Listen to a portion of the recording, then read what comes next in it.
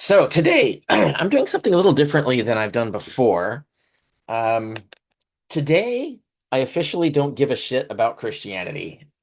So this talk is just going to be about all the other religions, actually. I'll briefly mention Jesus. He's got to come up. But this isn't really a talk about that. This is a talk about, well, we've often talked about the resurrected gods being a thing, a big fad before Christianity came along, and Christianity is basically the Jewish version of one of these things.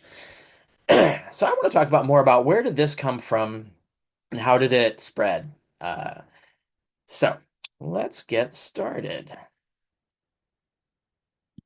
There we are. All right, so the first sad news is we can't actually answer those questions. The one thing we know about the Dying and Rising God mytheme is that it does predate all writing. Uh, the thing is, though, it appears all over the West. So wherever, as soon as we get records, like as soon as records show up for a particular region, we see an example of this. So we've got one from Italy, we've got one from Greece, from Syria, Turkey, Bulgaria, Mesopotamia, Phoenicia, Egypt, and more. And so it's basically we know these things predate the written record. It's just the moment it's like when writing starts, it's like someone turns on the TV and we're in the middle of a broadcast. And we don't know when that broadcast began. So that's going to be a challenge. So, but I'm going to do some speculating. I'm not going to leave this completely unanswered. I will propose some hypotheses by the end of this talk. Um, that does mean, though, that we can't date it. We know it's prehistoric, so we don't really know where it came from or when it arose. And I'll get into like what the alternate possibilities are when we get to the end of this thing. But my hypothesis is that it likely started with city-state agriculture of some form. So religion goes back tens of thousands of years. We've got evidence of religious practices and gods and things like that going back at least 40,000 years, or at least 20,000 years, and maybe as far as 40,000 years. Religious practices goes even further, like burial rites and things like that are much more ancient. So religion's been around for way, way, way before the written record shows up.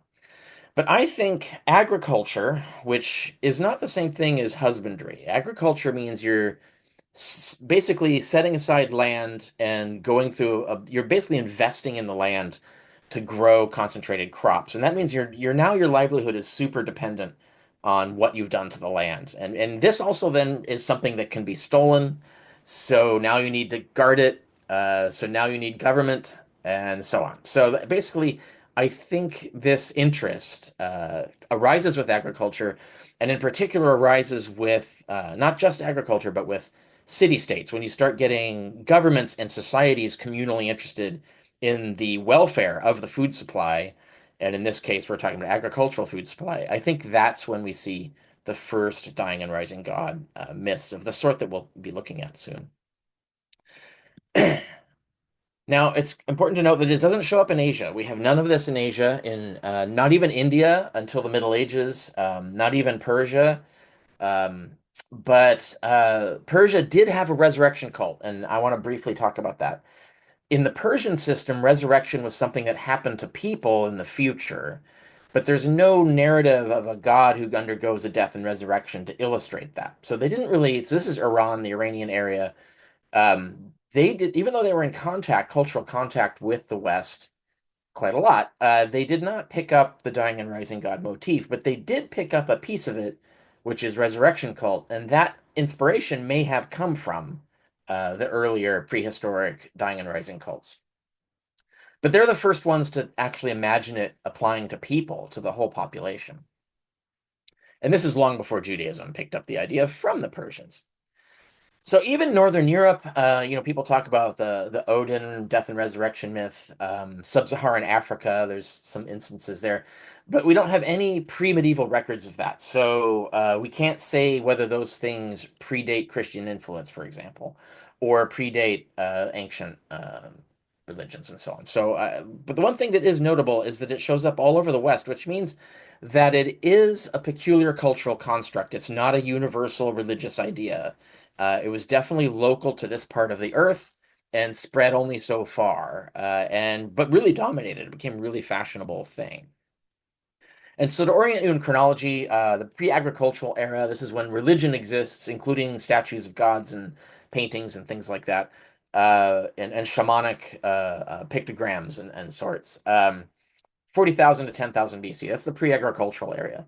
The prehistorical era includes that, of course, but I'm focusing on this period, 10,000 to 3,000 BC. I think the dying and rising god shows up in this period somewhere. And then the other periods that'll be relevant are the pre-imperial period. So before 3000 BC, there were united kingdoms and things like that, but there weren't massive continent-spanning empires. And that starts with Persia. The Persian Empire in 550 BC, thereabouts, creates the first continent-spanning empire. The Greeks then take that over, and then the Romans take over and take over part of that and then spread it further west. So you see on the screen, you see the dates there.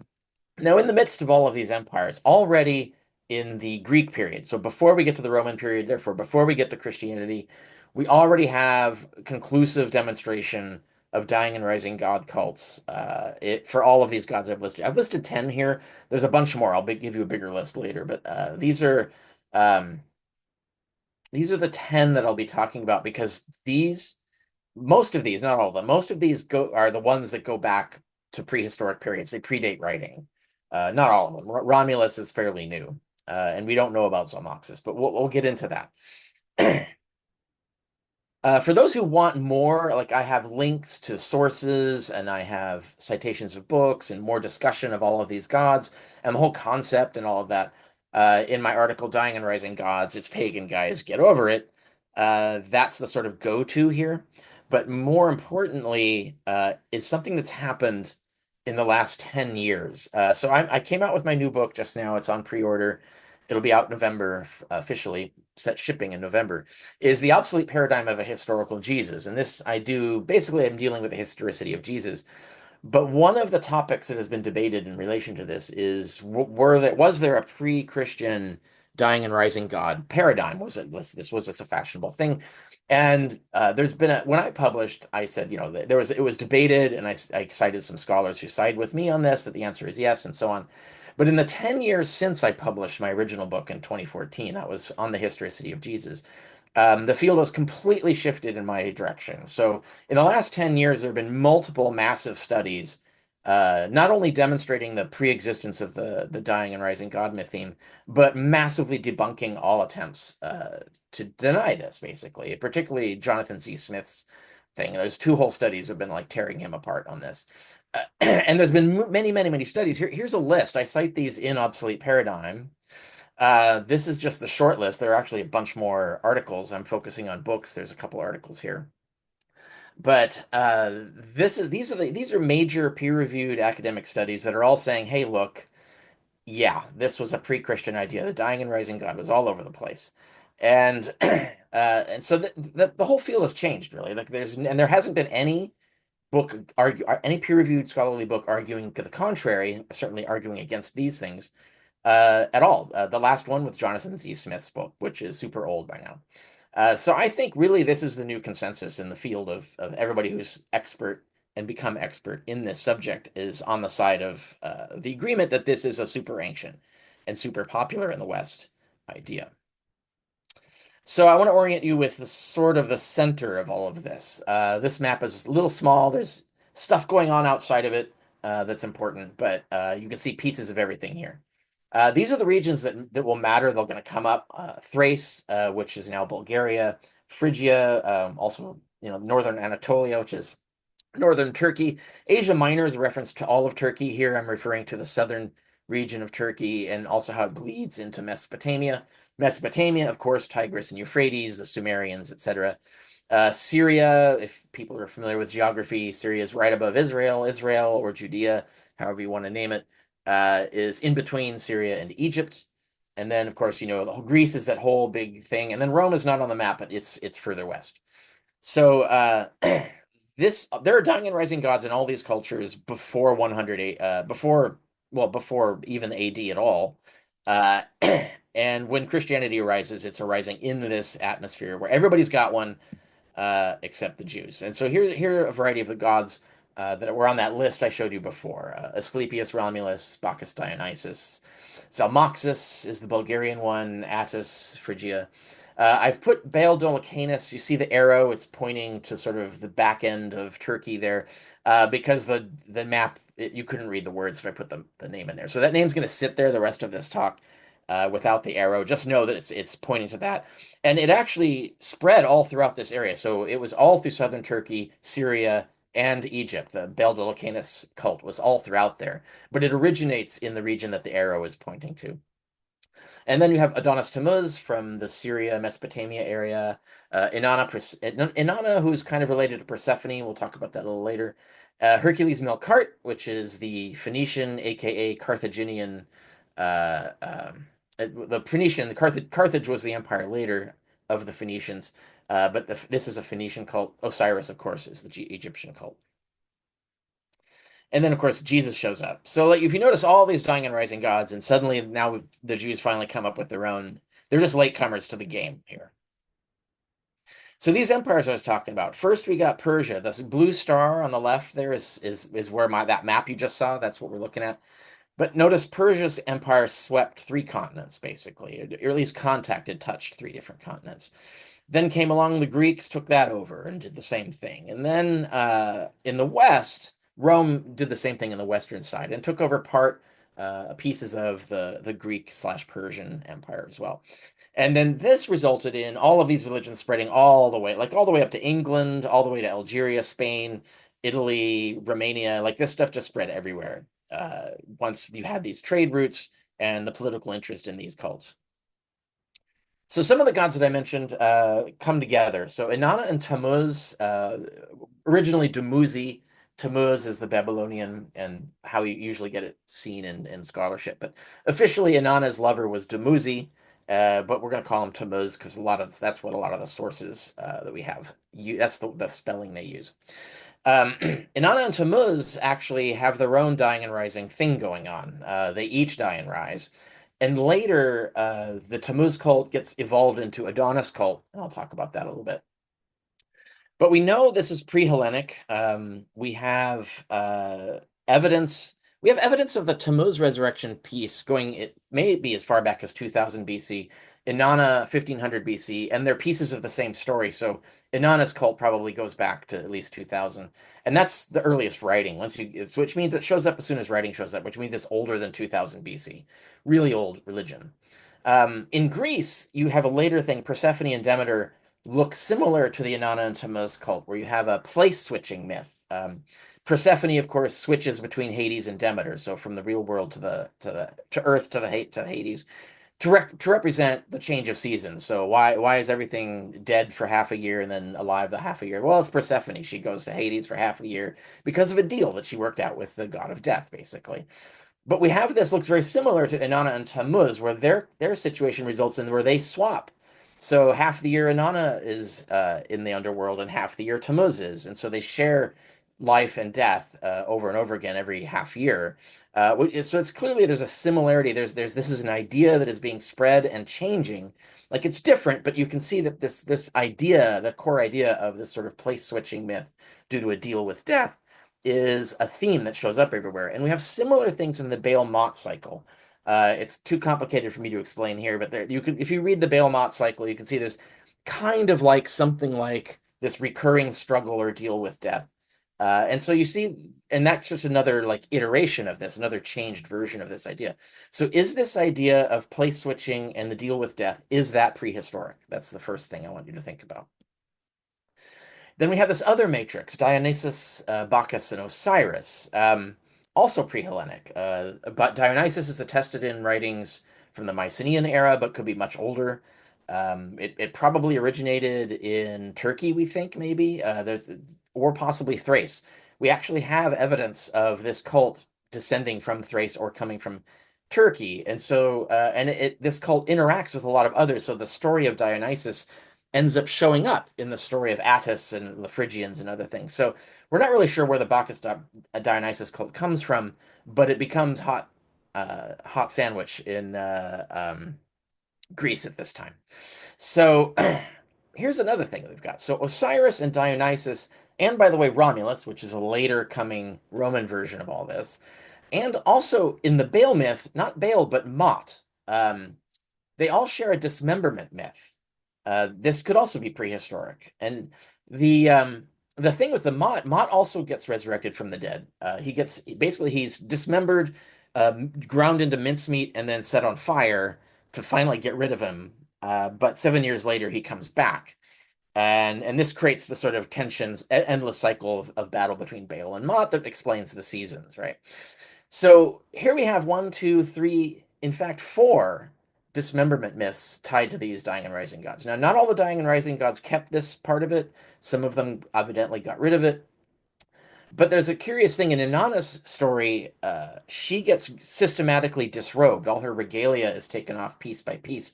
So, in a sense, she is also torn apart, figuratively rather than literally. So, that looks to me like a mythic development where instead of having her torn apart, they just had the theme, but they changed it to her clothes being torn apart, basically. So I think this is something that's super ancient, this dismemberment motif. And it shows up differently. Like it's different in the Osiris myth, it's different in the Dionysus myth, it's different in the Romulus myth, different in the Mot myth. But what's common to them all is this idea of dismemberment. These gods, some of these gods get dismembered and then rise from the dead anyway. And that seems to go pretty far back. Another element is a third day motif, this idea of dying and rising on a 3 day schedule. It's freaking all over the ancient world. And so that's also probably prehistoric. Why is it there? One possible thing is the rule of three. There's a psychological principle that people have a more emotional attachment to three things together. Like two is too few, four is too many, three is like the perfect amount.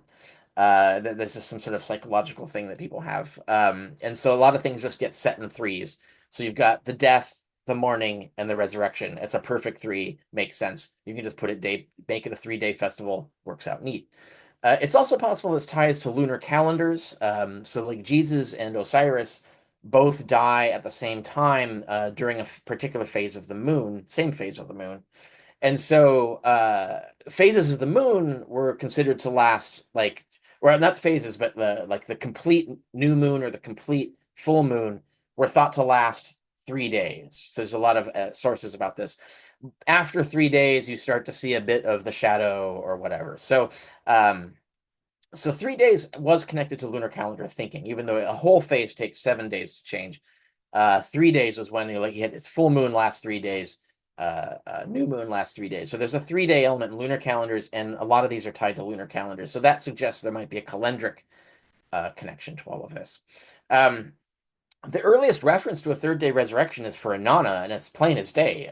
She is stripped naked, killed, and hung on a hook. And 3 days later, her minions basically go through a process of collecting the right ingredients to resurrect her, and she comes back to life. But the 3 day motif shows up in the Hercules Melkart resurrection cult. It shows up in the Adonis Tammuz resurrection cult. We have 3 day festivals for the death, mourning, and revival of these gods. We've got it for Bacchus and the Anthesteria, and for Persephone and the Thesmophoria, for Attis and the Hilaria. Persephone doesn't literally die; she just visits hell. But the going to hell and back is kind of another example, a sort of a figurative metaphor for dying and rising. So it's another iteration, a sort of evolution of this dying and rising god motif. We don't have any evidence in pre-Hellenic Egyptian sources for a 3 day motif in Osiris cult, but by the time we see Hellenized sources like Plutarch, he absolutely dies and rises after 3 days. So 3 days seems to be all over this region that we saw on that map. I'm not going to go into these unless Q&A you want to come back to these, but I'm basically showing you quotations of sections of sources that we have. So I've got Inanna's Descent to the Underworld, a tablet from 1700 BC. So we know that's super ancient, and that has a lot of the details that I was just talking about. For Osiris, we've got 2400 BC. We've got the pyramid inscriptions of the earliest texts in Egypt, and they're showing us this. So Osiris, now you should not take these dates as correlative. So like just because writing starts earlier in Egypt than it does in Sumer doesn't mean that the motif starts in Egypt and transmits to Sumer. I think the motif predates 3000 BC, and so therefore it could have come from anywhere. Could have come from somewhere and gotten to these cultures, or it could have gone from Egypt out, or it could have gone from Sumer into Egypt. We don't know, but I'll get into like what the possibilities are and what I think is really going on here later. But the dates of these texts are just the accidental dates of when writing started in those areas.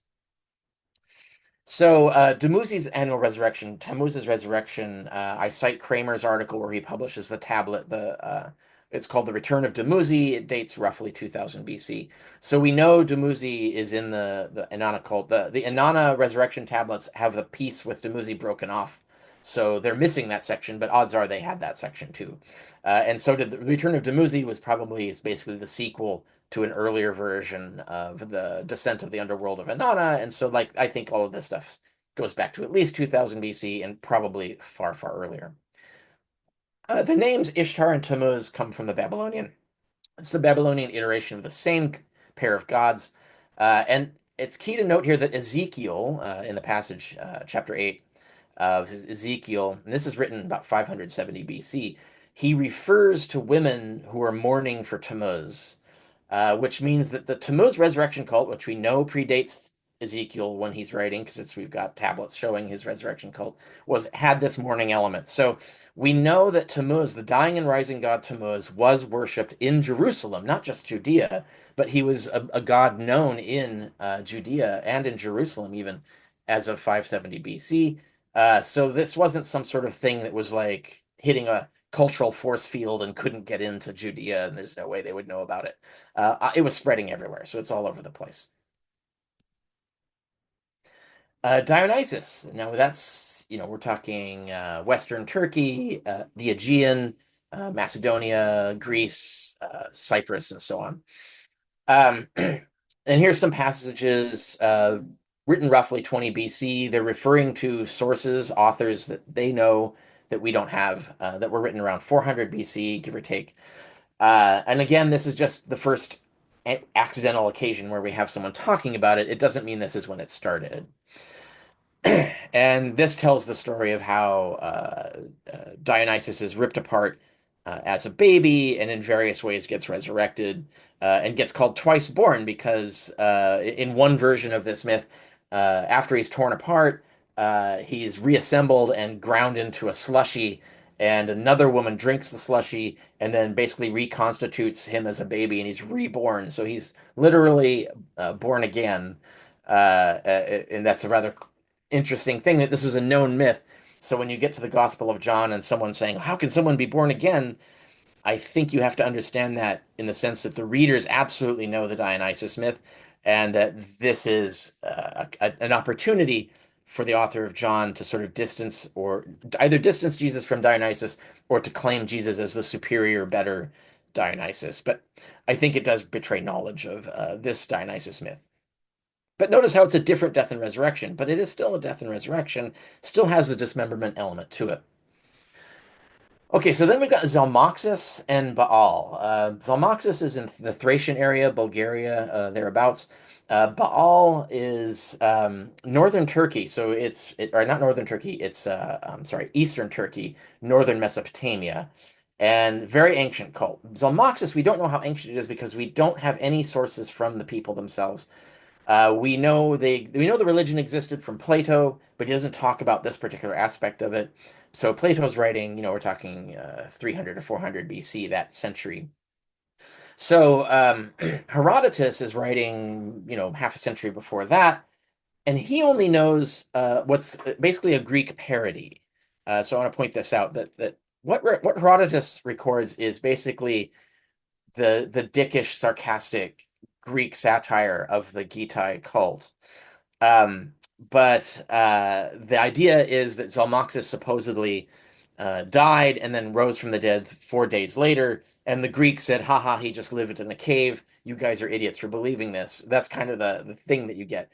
I wonder, though, that if because we're only hearing this from a Greek satire that's clearly not very reliable and is clearly meant to be insulting and not taking the cult very seriously, I wonder if the fact that he basically hides in a cave slash dies for 3 years and then shows up, suggests to me that that might have been a 3-day motif that just got garbled into a 3-year motif.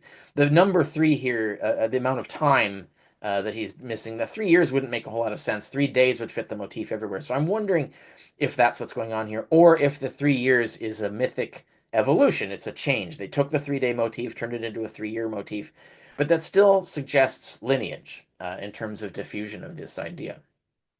Again, I can go back to these entries when, if Q&A, you want to bring them back up. But I want to go over the Baal thing more importantly, because Hadad Rahman, who's mentioned in Zechariah 12, probably is Baal. We've got references that Baal and Hadad were basically Hadad Rahman and so forth were the same god. There's evidence of this.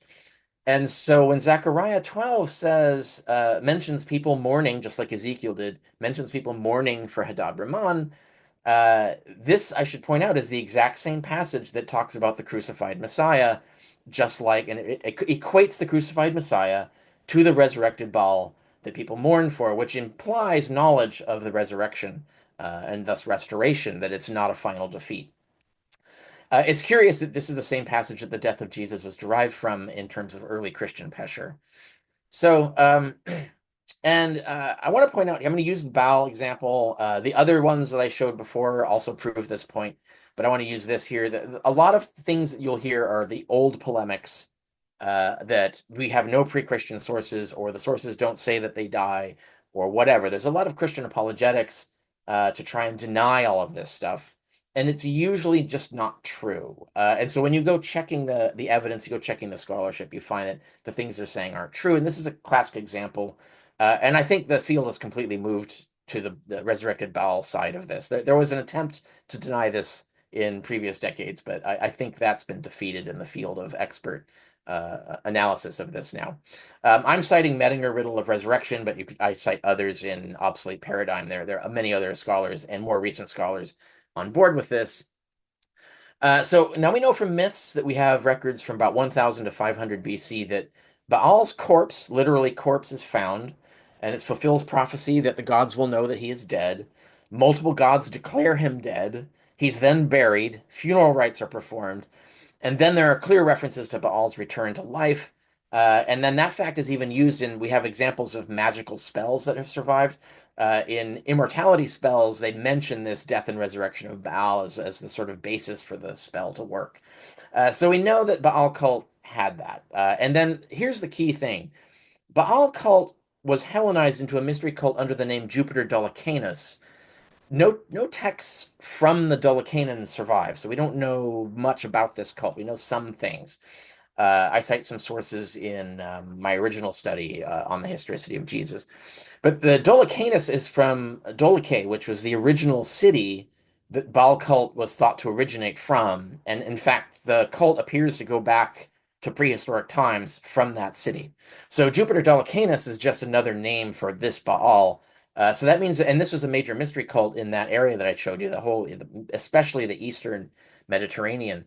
So that suggests that the Baal, or Jupiter Dolicanus mystery cult, was also a resurrection savior cult.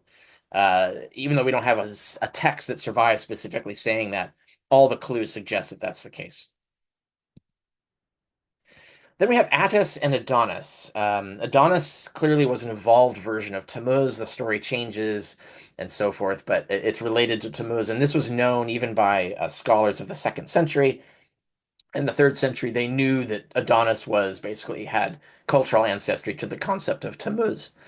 The blue boxes here, purple boxes, are about Adonis. I'm going to get to Attis after that, but so Origen, the Christian scholar of the third century, actually says that Tammuz was then worshipped in the name Adonis, and then he says, "quote unquote," certain rites of initiation are conducted for him. First, they weep for him since he has died. Second, they rejoice for him because he has risen from the dead. A century before Origen, we have Lucian, who is an actual Syrian pagan, writes a kind of venerative essay about the Syrian goddess, in which he confirms that Adonis is, in that particular story, Adonis is killed by a beast, becomes a dead person, then is buried and mourned, and the next day they proclaim he lives and he ascends into heaven. So again, that's that 3-day motif. We know there's a festival that matched that 3-day motif. So this Adonis Tammuz cult, it's another separate cult, but it basically is a lineage back to the Inanna Tammuz cult. We also have a poem of Theocritus from the third century BC that talks about this celebration in Egypt, where he talks about his death being mourned. And then he himself says, "Goodbye, dear Adonis. I trust you will find us all well when you return next year." And he could be referring just to the festival, but almost certainly this is a pun on the belief that he rises from the dead. So we have this kind of evidence for Adonis cult. Not only do we have the Tammuz cult nailed down, definitely pre-Christian, all of this evidence makes that the evolved Adonis cult also is pre-Christian. Now, Attis also pre-Christian. We have like archaeology and stuff dating this back to maybe as far as 1000 BC. Not texts, but artifacts and other things indicating the religion goes back that far. It might go back much farther. That doesn't mean that's when it started. That's just the first time we can start identifying things that survived. Sources for Attis are difficult to come by. They're mostly post-Christian, but the cult is definitely pre-Christian. There's enough evidence to establish that case. And this is Phrygia, so this is northern Turkey. And he also had a 3-day death and resurrection festival. And it's important to note that Attis is a bit of an evolution of this concept in the sense that he doesn't just die, get buried, and pop out of the grave and haha, I'm alive again, like all these other gods do. Attis is a little different. What he does is he basically sits in suspended animation, so his body doesn't decay, and every year it stirs slightly to show that he's revived, but then he goes back into this supernatural coma. So it's still a resurrection concept. It's just not as spectacular and splashy as all the other resurrection concepts. But you can see how this is basically just an adaptation, a sort of evolution of the dying and rising God concept into this version of it. So it's related, and I would still call Attis a dying and rising god as long as you put this qualification on it. If you really need a dying and rising god to absolutely be alive again and walking around and talking, Attis doesn't qualify. But if you're looking for examples of the mytheme, he definitely should be considered because he fits into that category. And then there's Hercules Melkart. This is a mystery cult at Tyre. They equated Melkart with Hercules, called the Tyrian Hercules. And both Hercules in the Greek myth and Melkart had related resurrection tales. And by the time we get to Hellenistic sources before Christianity, but under Greek influence, they've been merged. So Melkart and Hercules are assumed to be the same person. But when they're referred to as that particular combined god, it's Tyrian Hercules to refer to the specific Hercules that they're talking about. Now we have a Phoenician votive object, pre-Christian, that depicts the death, burial, mourning of, and resurrection of Melkart, and implies a 3-day sequence. So we know Melkart is a dying and rising god. We also have sources for Hercules being a dying and rising god as well. And in the myths, like Osiris, he is killed by quote unquote Typhon and restored by magic. We have this in the 3rd century AD source, but it's definitely referencing much earlier sources. Now, Typhon was kind of like the Greek catch-all for the bad guy. So, like Satan, whoever the enemy is, Mot, whatever the bad guy is in any particular religion, they just say Typhon. Typhon is just the bad guy monster. It's sort of a generic name they just throw to label any bad guy in any myth that comes to them from any culture. So he's just killed by some monster or enemy, some bad guy. Josephus mentions celebrations of resurrecting Hercules. If you look at it gets translated badly in Whiston, so you don't see it. But if you look at the Greek, and this is something discussed by Medinger and others, he's talking about a Hercules resurrection festival that was still ongoing when Josephus wrote, and that's late first century. And then there's pre-Hellenistic evidence that refers to the raisers of Melkart and to Melkart as the risen and his ceremony as the rising. This is discussed in Medinger and so on. So you have tons of evidence that this guy is a dying and rising god. This guy, however, being the Phoenicians, then Carthaginians, they spread this all over the Mediterranean. The evidence suggests that this might be a latecomer. He might have been invented, let's say, 1000 BC or something. Like, he doesn't seem to be as old. Like, his myth doesn't seem to be as old as the Sumerian or Egyptian or even the Greek myths and so on. So this one might be a new one, but we don't know that for sure. Again, it's just chance accident what the earliest sources are that survive for us to know about it. And then there's a whole bunch of others. I mean, there's so many. When I was trying to gather all this together, I realized that like this myth theme was so freaking popular. There are just dozens and dozens of examples of it. There's another one, Esmun, who's a Sumerian god, that I just got the Handbook of Gods and Goddesses of the Ancient Near East. It's a high-end scholarly peer-reviewed handbook, and they have a whole section on Esmun being a dying and rising god. I did not know about this. This is something new I just discovered this year. Esmund has a lot of connections to Asclepius. He was a doctor god, a healer god, and so on. And his story seems to overlap a lot with Asclepius. So I wonder if Asclepius is just a Greek adaptation of the Esmund dying and rising god myth. Asclepius himself, we know we have lots of sources that he was the god of resurrection, like he was literally called that. And he's killed by Zeus for resurrecting the dead. So that's like a dead-on example of this. And then Asclepius's father Apollo begs Zeus to restore him to life, and he does. So the way the story is told, Asclepius is definitely dead. In other words, he's not alive, and that's why Apollo has to beg Zeus to bring him back to life. And so he does. So Asclepius is absolutely a dying and rising god. He might be a later evolution of Esmun. Esmun might go back to prehistoric times. Again, that's Sumerian, so that's Mesopotamian area is Esmun. Asclepius shows up in the whole of the southern Greece and various Western Turkey and so on. Romulus is a much later god. He shows up probably 4th century BC. I don't think there's any evidence of the Romulus cult predating that. But he's a dying and rising god. He's the founder of Rome, and he's not a personal savior. He's the savior of the empire. That's how he's represented. Is his death and resurrection somehow relates to the triumph of the Roman Empire. Basically, the fate of the Roman Empire is tied to his religious festival. There may have been, and we know there was a festival that had basically a passion play that was played out, including like they had he gets killed and everybody runs away, and like there are people who act this out. We have discussions of this in Plutarch. We have references to it in other authors like Livy and Cicero and so on. So the Romulus is definitely in this. He's a latecomer. He's the sort of Roman version. It's like the Romans finally said, we need one of these. And so they came up with one in the same way that, you could say that Christians are the Jews coming up with a Jewish one. And they're the last ones to come up with one of these dying and rising gods. There's a lot of similarities to Romulus in the Jesus story to the point that I suspect, like the Gospel of Mark, is deliberately riffing on the Romulus passion plays to sort of depict Jesus as the better Romulus. That includes a conspiracy of the elite to kill him. Of course, that goes back really far back, so we know that from Osiris cult, for instance. There's a darkness at his death. There's the disciples fleeing, and so on. He shows up on a road to talk to a disciple that shows up in the Gospel of Luke. And so Romulus, like Christians had a thing about Romulus, and I think it was because he was the dying and rising god who symbolized Rome, and so they needed their dying and rising god to outdo this guy. But Romulus himself is a latecomer. Then we get Horus. Someone just pointed, I did not know about this. I think there's a lot of claims made about Horus that don't check out. You go check the sources and they don't check out. So a lot of online internet mythicists say a lot of things about Horus that aren't true.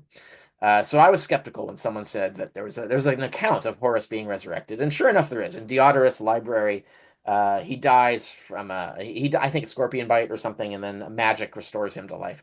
So, but that's kind of like a minor example of these gods. He's more just a demonstration of magic than anything symbolic. And then I mentioned Mott. We have this Baal cycle dating about 1500 BC, in which we have Mott deliberately, absolutely gets as killed as you can get someone killed. It reminds me a lot of the ending of Renfield, the movie, where how they try to get rid of Dracula. They did the same thing to Mott, but Mott still comes back 7 years later and starts the Baal cycle, where he and Baal sort of have a deal slash endless beef that sort of explains the cycles of the seasons. So Mott actually should be included in the dying and rising motif. He goes back to the Baal myth. And then there's a ton of dying and rising mortals. I'm just going to rattle off names. The article that I mentioned before, Dying and Rising Gods, that I wrote on my blog has sources and things like that. But we have Protesilaus, Theseus, Aristeus, Uranus, Gabienus, Buplagus, Philinion, Aridias, Timarchus, Rufus of Philippi, the Pamphylian, and in addition to all those guys who were all died and rose, um, they're not gods. They die and rose and then died again, or went back to death or something. But in addition to them are all the people raised by Asclepius. So Asclepius raised. We have a bunch of names of people that Asclepius raised from the dead. We have names or accounts of the doctor Asclepiades also resurrecting the dead. The philosopher Empedocles was in legend supposedly resurrected from the dead.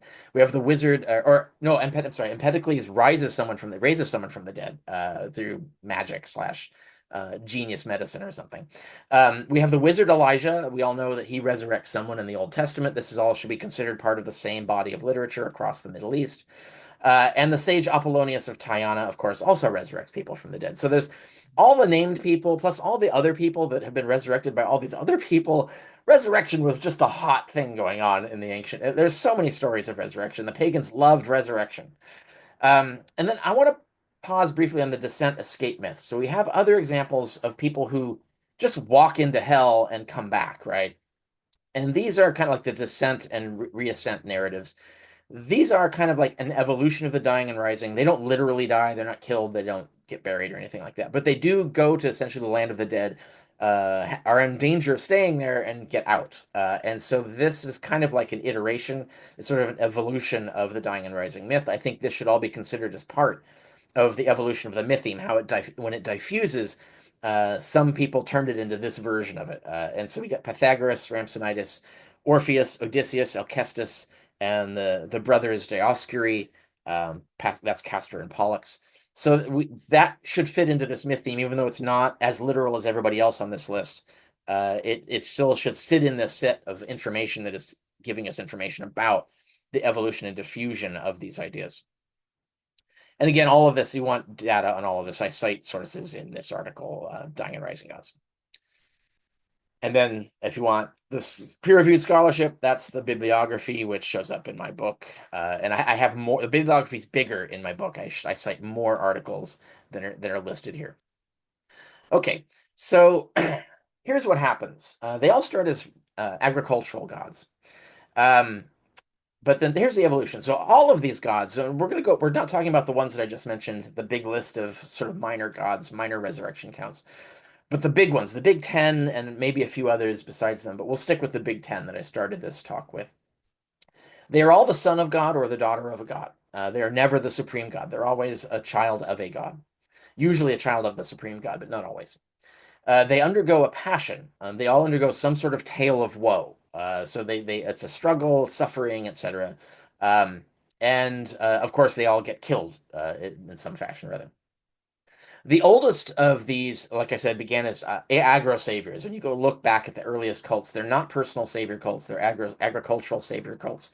They're meant to save agriculture and thus save the community as a whole.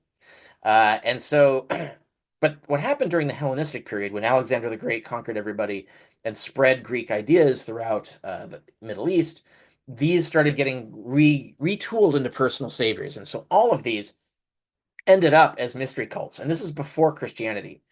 And in these versions of the mystery cults, the dying and rising god is basically taught to have obtained victory over death, which they can share to their adherents, anyone who joins, through some form of baptism and some form of sacred meals. So you can see that Christianity is absolutely just another version of this. But it's important to note that this, even though it predates Christianity, it is itself an evolution of the earlier version of these gods, which was an agricultural salvation thing. So when Christian apologists tell you like, oh no, those are just agro saviors, say, well, they were until about 300 BC, and then they all got converted into personal saviors.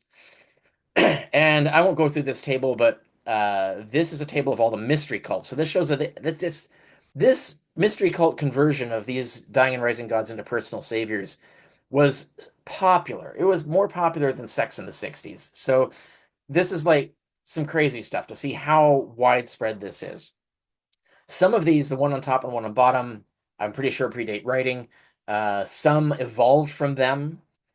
Some we don't know how old they are. And some I think are relatively new. I think Romulus and Hercules Melkart are relatively, I say relatively new. They're still centuries pre-Christian. And I've whited out Mysteries of Mithras. Mithraism started around the same time as Christianity. Mithras is not a dying and rising god, but he does have a struggle, some sort of suffering, a passion, by which he obtains victory over death and thus grants resurrection to his followers. So there's a connection there, but that's an example of a sort of evolution of this myth theme. It belongs in the set of the data that shows how this myth theme changes in different hands. But all of these mystery cults are different. They're a syncretization of this core idea, and things get transformed or merged with other local cultural ideas, other religions and stuff to create new religions, but they're all evolved. They're all examples of the diffusion of this same one idea. And so here's the evolution that we're looking at. And this, I think this is conclusive. I don't think this is controversial at all. The mytheme of dying and rising gods begins prehistorically with some sort of state-sponsored agricultural renewal cults. I think that's pretty obvious from the information we have. And then under Hellenistic influence, these are all retooled, or most of them are retooled into personal salvation cults. So that happened. And then the mytheme bleeds into other iterations. So now we're seeing resurrection spreading to everybody loves resurrection, so they're throwing it into all their stories for a variety of different reasons. So we get gods and mortals being raised as metaphors for medicine. We get gods and mortals being raised as moralizing urban legends about how awful hell is and you better be good, or Santa or Krampus is going to come get you. Like there's a lot of those kinds of stories. Or simply just to demonstrate supernatural power. There's a lot of resurrections that are just stories to show how powerful some god is or how powerful magic is or whatever. So the myth theme starts bleeding out into all forms of these things. It's not, it doesn't stay limited to the dying and rising savior cults. It gets basically popularized throughout all kinds of mythology. And then by the first century AD, which means this stuff's been around a long time, by the time that people start making fun of it. So this is when you know something is so freaking popular that you can just make fun of it and not have to explain what you're doing. Everybody knows what you're talking about because everybody gets the joke because it's so popular. Everybody knows what you're talking about. So Plutarch gives us an example of how Vespasian, in the time of Vespasian, so this is we're talking 60s, 70s AD, there was a famous there was basically this theatrical play going around that became super popular, and everybody was talking about it, so it shows up in all the history books and memoirs and things like that. And Vespasian is noted for having gone and seen this play because he wanted to go see this like amazing play that everybody loves. And one of the features of this play is that there's a dog who dies, a beloved dog who gets killed and then rises from the dead. And so, like, that's a classic example of making fun of the dying and rising God myth theme, because here's just your pet. Oh, my beloved dog. And, it goes through the dying and rising passion of a great god or whatever. So that play is making fun of it. So already we got that. Petronius, around the same time, wrote a parody of a man on a mighty quest to resurrect his penis. And it's full, this is the Satyricon, and it's full of analogies to these dying and rising cults, the actual cults themselves, the mystery religions, and so on. And to this idea that he needs to resurrect his penis, and so he's looking for the magic that can do that. And so this is another example of just making fun of the dying and rising thing.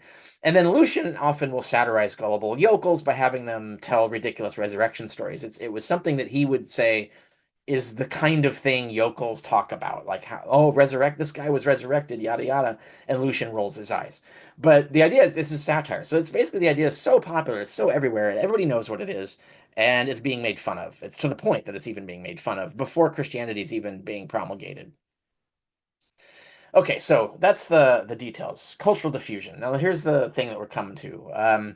Where did it come from, and when did it start? I'm not going to answer that question conclusively. What I'm going to do is I'm going to give you hypotheses, and I'll tell you my favorite ones. That doesn't mean they're true. Who knows? I don't know if we can ever know the truth of this. But first, I want to explain how cultural diffusion works. There's three different models of cultural diffusion. Dual diffusion I show in the purple here, which is an example is votive cult. Votive cult appears to start in prehistoric Eurasian cultures. That's where you create an object like a statue or something that is specific to a religious purpose, and you create it and you dedicate it to the god. Be left at a burial site or a religious site or whatever, to appease the god or please the god or whatever.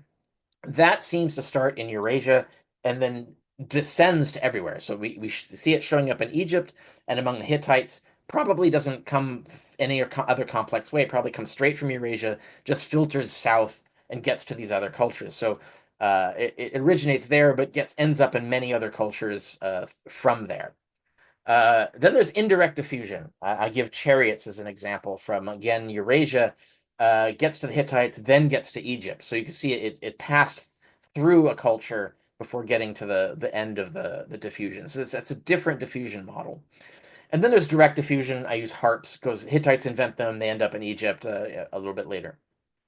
So and there could be complex models of this. So there could be more models of this than we can actually write down or talk about. So the question is, what model fits what we're talking about? And I'm going to use a tactic from the movie War Games, where the AI tries every possible strategy to win a nuclear war and confirms that none win. But it has all these fun names for each one of these strategies that you can see displayed on the screen. Now, I'm going to do that too and give you some of this. So European diffusion model. This would be a really simple one that would follow like votive cult or chariots. Um, this would be more like votive cult. So European diffusion. It starts in Eurasia. Probably let's say it shows up in Thrace or something, and then comes down like maybe Zalmoxis is the original version of this, and then it gets into Turkey, and then it diffuses to Egypt, and then to Mesopotamia, and then to Greece, and so on. That's one model. The dates, if we follow my state-started agricultural cult idea, 6,000 to 3,000 BC is a reasonable period in which this would happen. I don't think this is true. I don't think this would happen. It could be like this. It could have started in Sumeria. Maybe Inanna Tammuz is the original cult, and then it moves into Turkey, and then it moves up to Thrace, and simultaneously moves over to Egypt. And so that would be the Mesopotamian spread, fit the same dates, and so on. I don't think that's what happened. Maybe here's the Egyptian crawl. Starts in Egypt. Maybe Osiris is the original one. Then the Sumerians go, great idea. That's really cool. Let's have one of those for ourselves. And then a whole bunch of Turkish groups say, oh, whoa, we should have this too. And so they create a bunch of it. And then it finds its way up into Thrace and then eventually over to Greece and so on. I don't think that's what happened either, but it could have. Here's the Anatolian jumble, where it starts in West Anatolia, Western Turkey, and spreads out from there. And then I picked this one just to show an example of a complex diffusion model where it starts in Anatolia, starts in Turkey, gets down to Egypt, and separately gets into Sumer, but also Egypt influences Sumer, so that Sumer is being influenced directly by the source and through a filtered source. So you can see how diffusion models can be really complicated. This is entirely plausible. I don't think it's what happened, but it's an example of how you can't just quickly and easily answer this question. There's so many different complex diffusion models here. Here's another one, and this is one that I think is more likely. I don't think it's the correct one, but I think it's more likely, and I'll explain why. This is the Çatalhöyük explosion model. Çatalhöyük is a city. It's one of the oldest cities that we have. It dates 7,500 BC, so it is so far as we know the oldest city on Earth. And we've excavated it. There is a religious site that's close to a city, like it's as architecturally developed as a city almost, is Göbekli Tepe, and that dates to 9,500 BC. No, right after agriculture. So as soon as organized state level agriculture is a thing, uh, or some sort of like tribal agriculture is a thing, suddenly we've got Göbekli Tepe. But you see cities, and I think cities are key to this. I think cities have to exist, or at least organization approaching a city, even if not literally a city.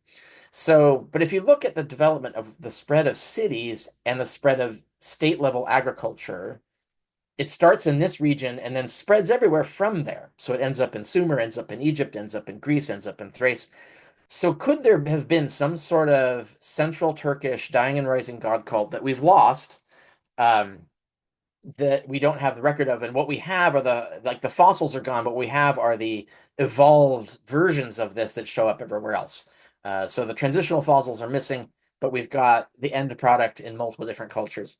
You could do this by have Göbekli Tepe, because that's where Baal cult starts. So you could move these arrows around and say, well, maybe Baal cult was where it all started, and it spread from there using this exact same model. That would be the Göbekli explosion model. And I think when you look at the dates of when cities show up, and it corresponds almost to the same dates in which the resurrection cults show up for Sumer and Egypt. Like Egypt, we don't see records until about 1,000 years later.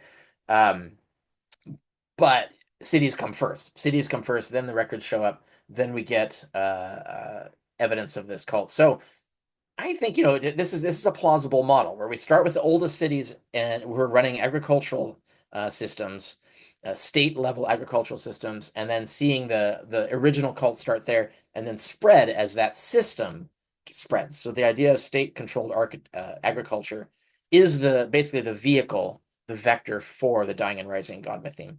Plausible, but I don't think that's what happened. Here's what I think happened. And I want to briefly pause on evolution is weird. So in regular evolution, this little rat creature, kind of like big ass rat, became this big ass monster rat that hunted in water, which ended up as a whale. But you started with this little rat and you end up with a whale. They look nothing alike, and yet they are related. One evolved into the other. That same rat started getting turning into a land animal, also associated with water, became a hippo. So in fact, whales and hippos are cousins. They're actually evolved from the same original rat creature, essentially. And if religions did this, you got to realize that culture does this too. Religions do this too. So we can't assume that the original look of the original religion is going to survive in any one of the things. So it's just like people ask, like, why, if humans evolved from monkeys, why are there still monkeys? Um, this idea that evolution of these cults doesn't necessarily going to preserve the exact original cult. That cult might have died off, and it left us with these hippos and whales essentially. And the hippos and whales don't even look like each other, so it's like hard to figure out like what are the common features of these things. Well, they're water based, for example. They have a lot of other features of anatomy that are similar, but there's a lot of things that are different. And I think religion evolves in the same way. And so here's the model that I think might be correct. And again, I'm out on a limb here. I have no evidence this is true. Here's my reasoning. The Georgian descent. I think it all starts with wine, and here's why. Large-scale wine cultivation begins in Georgia, moves to Armenia, and then into Turkey, and then down into Sumer, Egypt, Greece, Thrace, and so on. Uh, Wine cultivation starts in 6000 BC. Large industrial scale wineries start to show up at like 400 or 4000 BC. And a lot of these gods are connected to wine. Now, Dionysus is the obvious one, like he's literally the god of wine. But so many others of these gods have connections to wine, and that seems highly improbable unless that's a fossil of the original god. The original god was probably a god that was invented to be the god of the wineries of the original wine cultivating industry, essentially. Once states got involved in the community being desperately dependent on wine surviving winter, essentially, um, they came up with this sort of resurrection cult to sort of help that along and sort of represent that and tell the story or whatever. And then this diffused. So instead of the city state agricultural system being the vector that diffused the dying and rising god, this I think is wine cultivation is the vector that distributes the dying and rising god. And then like the hippo and the whale, it just gets distorted and changed. So all these gods, they aren't like Bacchus, still the gods of wine. They different gods, but they basically people get the idea from this proto wine god and borrow a lot of pieces of it and throw it onto a different god or create a new god for it to sort of create the syncretism between their religion and the others. So by the upper right is Gadatrili Gora. That's the earliest evidence of wine in Georgia comes from there. A large scale, not quite industrial scale, but large scale wine making archaeology there goes back 6000 BC. Um, and also, so notice a lot of these I mentioned earlier, dismemberment and or deal with death elements seem to be common across all of these. So I think that probably comes from the Gora cult, the original lost Gora cult. And it moves out in this diffused matter that you see here, ending up with all these gods. Now, notice how many of these involve a great mother. So Attis is the consort of the great mother. Dionysus is the son of Persephone, who's the daughter of Demeter. So this is the same goddess of nature, goddess of agriculture. He's plugged right in. And Persephone was equated with Inanna. So if you look to the right, you have 4000 BC. Now, Inanna herself is not a god of the wine, but her sister is. Geshtinanna is the god of wine. Inanna is the harvest goddess. So what looks like happened is you get this wine god moves down. They split the wine part off into a sister, and then have their goddess, their dying and rising goddess, be the goddess of all agriculture. So that's an adaptation. It's not just wine; it's all agriculture. And so that's something that they did there. And notice in that cult, Tammuz is the consort of the Great Mother because Inanna is also known as the Great Mother. So we've got this Great Mother, we've got the consort element shows up here, it shows up in Attis cult, And it shows up in Egyptian cult, consort of the Great Mother. Isis is known as the Great Mother. Osiris is the consort of Isis. And Osiris was also explicitly known as the Lord of Wine. In fact, the earliest references we have to Osiris talk about him as the Lord of Wine. So what are the odds that all of these gods end up associated with wine in some way, no matter how evolved or adapted? They all end up in some way the consort of the Great Mother. Dionysus is the son of, but it's just an adaptation of the same myth. And Baal Dolicanus is also the son, by the way, of Asherah. Those who know the Asherah story, that's the consort of Yahweh. Yahweh is also known as the Lord, and Baal is just another word for Lord. This is where certain scholars get the idea, could Yahweh have been a dying and rising God? I'm not convinced. I don't think the evidence is good enough to say that, but it is curious that Baal is also connected to the mother goddess Asherah. So we've got another great mother connection here, similar to the one that shows up under for Dionysus. So we see this diffusion come across here. And the dates I put here are the dates when wine shows up. We know archaeologically when winemaking shows up in these cultures. And so that would mean that the dying and rising gods probably show up around these times. And so um, I think Zalmoxis might go back as far as 5,000 or 4,000 BC because he probably got imported with the wine making culture. We just don't have records to show it, just as we have no writing in Georgia to show the existence of this proto dying and rising god. We have writing at the time that we need for Sumer, Egypt, etc. But Georgia didn't get writing until way, way, way later, so we don't know what was going on in Georgia, and none of that stuff survives. So you might think, okay, here's my hypothesis, and you might think, so that would suggest that there is a Georgian dying and rising god, and do we have any evidence of there being a Georgian dying and rising god? And the answer is yes. Unfortunately, it's disappointingly weak evidence, but let me tell you the story. So Georgian legends were never written down. There's a piece of an epic that was written in the Middle Ages, but it's only a piece of an epic. We're missing almost all the other information.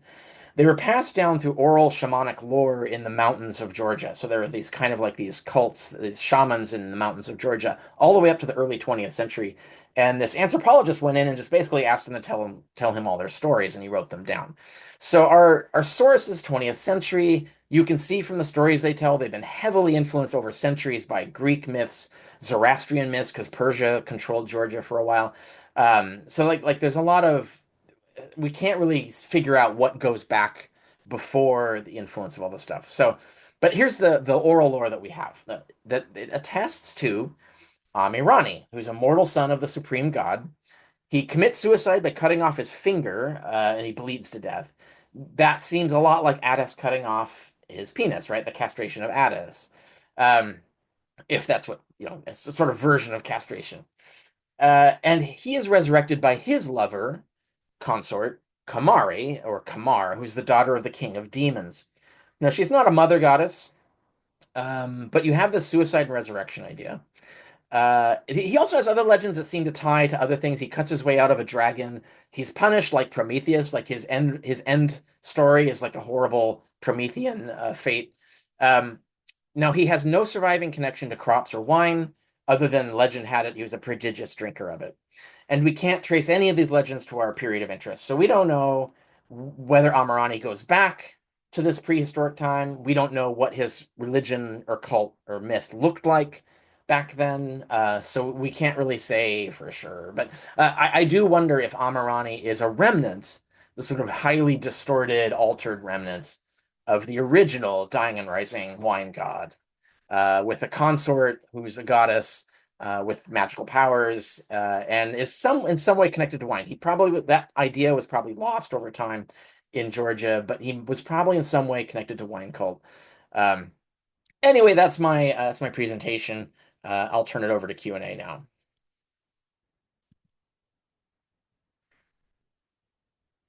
Let's see. We can figure out a way to unmute people.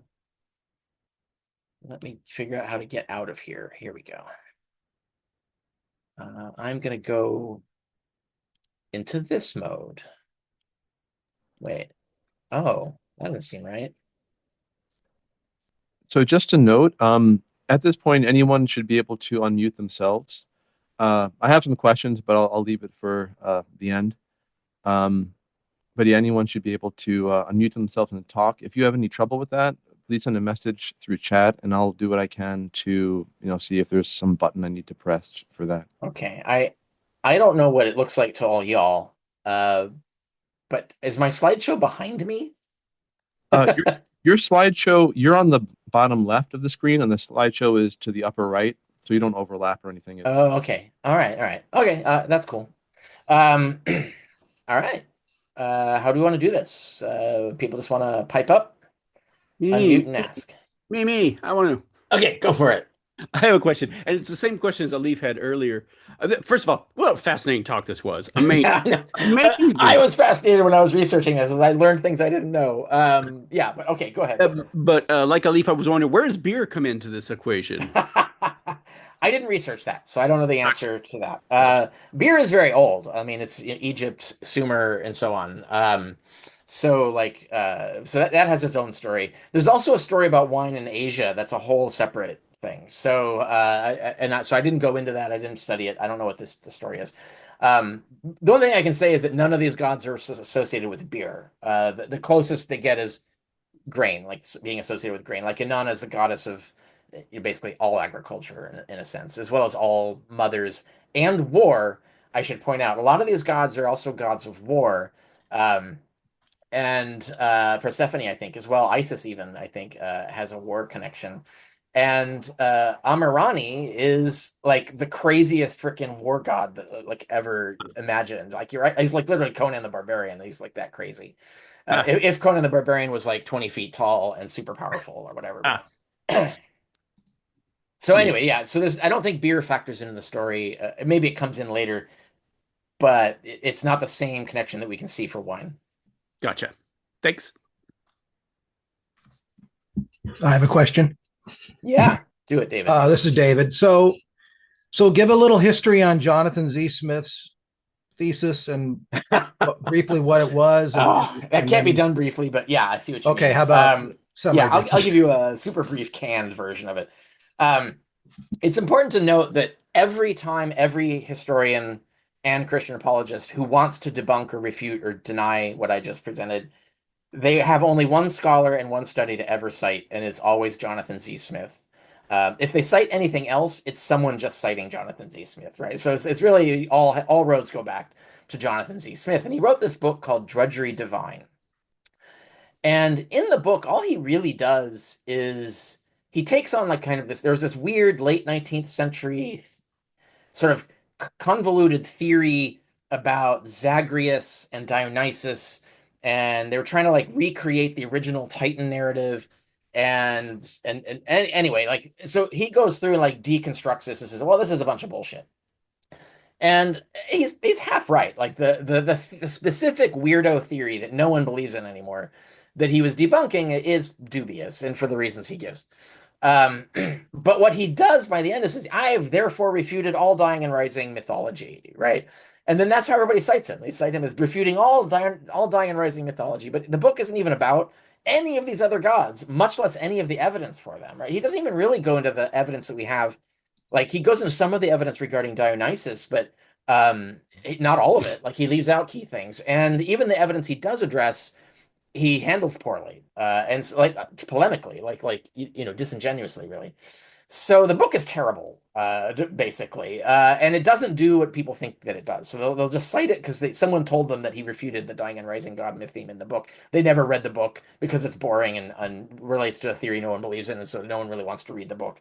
But that's what's going on right now, right? And so anyway, the two of the authors, I think Rovang and Corrente, one Italian author, she and Roving, who's I can't remember his nationality, where he comes from, but these are peer-reviewed scholars who wrote specific refutations of Jonathan Z. Smith's attempt to argue that dying and rising gods were false, and extensively refuted. And they don't cover all the evidence, but they talk about more evidence than he does and explain why he's wrong and it should never have been thought to be right by the field in the first place. Is that enough of the canned history for Yes, you? that's Yeah. enough. I have a follow up question then. Okay.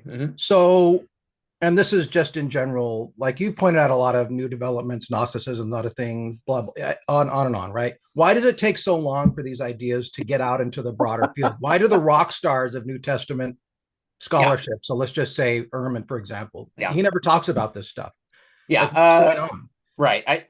I find so rather than take Ehrman example because he's like the pin he's like a apex predator kind of he's like he's a weird case. He's not really like he's different. He's more of a rock, like you said, rock star.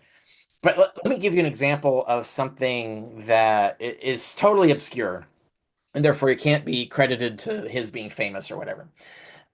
There's this. So when I was doing baptism, the origins of baptism, and I did a blog on this. You can find that blog. I found that there was someone who did this brilliant dissertation on it that like nailed so many like important things about the pre-Christian predecessors to baptism and so forth. But no one will ever read it. And so what's going to happen is that you're going to get so Ehrman, to go back to Ehrman, he'll say, and then other people will say because Ehrman said, or even other scholars will say, either because they're Christian apologists and don't want to say anything else than this, but even the ones who aren't are just watching what the famous people say and are not actually checking. And so they're not checking, they're not researching like, well, what's the latest dissertation on this? What does it say? What are the latest books on this? They don't check the literature. They just spew out an answer as soon as they're posed with something. They don't stop to check. And I've run into this. I wrote a whole article. Things fall apart when you check. And there's a lot of this happens a lot. Like there's a lot of things that really have been solved. There's been a lot of problems that have been solved. Like Lazarus wrote the Gospel of John. Like that's thanks. Someone Alif, I think you need to mute. Maybe someone can mute Alif. Yeah, thank you. The there's just a lot. There's a lot of examples of these ideas that they're not really checking. They're sort of just seat of the pants, sort of arrogantly assuming they know everything, and then just will make declarations based on what someone told them or what they read somewhere. But they don't stop and ask, "Oh, actually, what is the state of the field on this right now? Let me check up all the literature on this." A big one that's happening now is dying and rising, or let's say dying messiahs, dying and rising, actually dying and rising messiahs as a pre-Christian Jewish idea that was actually agreed upon and published by some 40 scholars. Like it's been published like 40 times under peer review across like 50 years, up to like even recently, but no one's reading it. Like no one knows that that exists. So when you run into Ehrman or Collins and others, they'll say, no one thinks that there was a pre-Christian dying Messiah tradition. No one, there's no evidence of that, etc. It's like 40 fucking studies, man. But it's because they're not checking. And I think this is a methodological problem in the field, is that they're not stopping to think that maybe all the lore they've been conveyed to them, mostly by Christian faith tradition, is dubious, and that therefore, rather than just assume that what they've been told or what they've read is true, they don't think that maybe I should check, right? Like check the literature. What studies have been published? What are the most recent studies? What do they say? What is the evidence, etc. They're not doing that. And they only do that when it's some pet project of theirs. So like when Ehrman did his book on forgery, Forgery and Counterforgery is the peer-reviewed version of that. It's an excellent book because he had a pet peeve. He wanted to do this study on forgery, and then he did and checked all the literature. And you see the same thing with the angel, Jesus as an angel. Like in his earlier books, he was just slagging off scholars, suggesting that Jesus was believed to be an angel, really insultingly.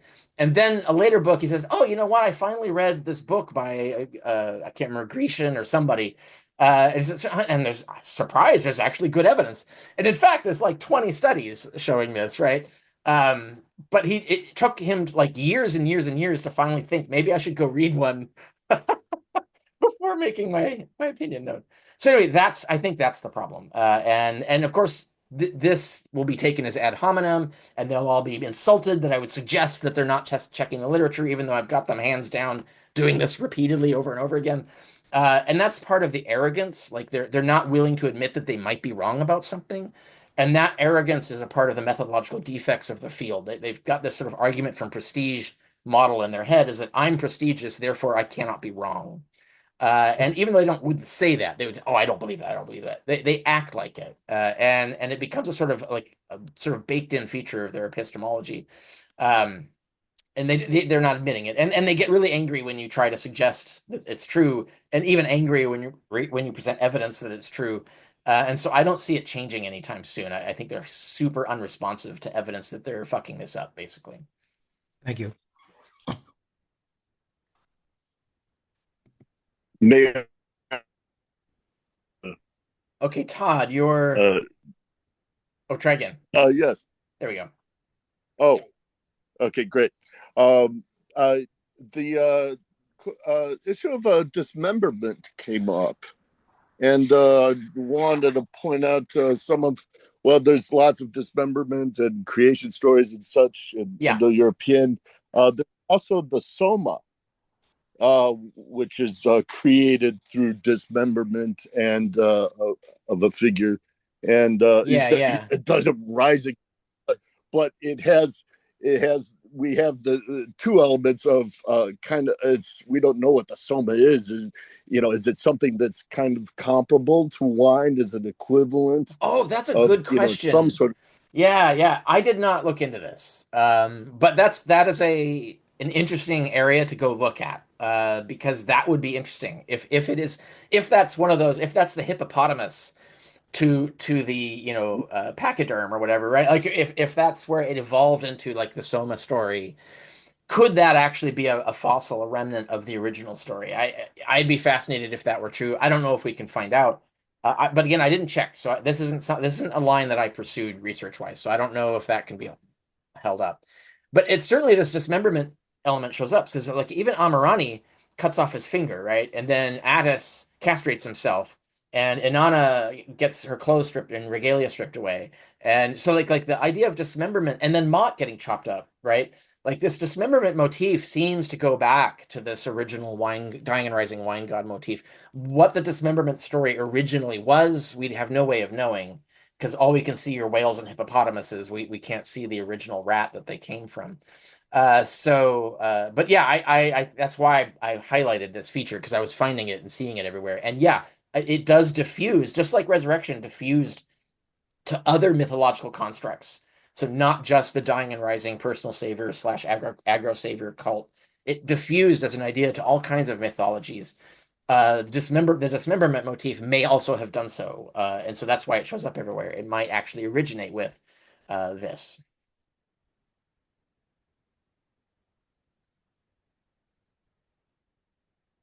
All right, Cool.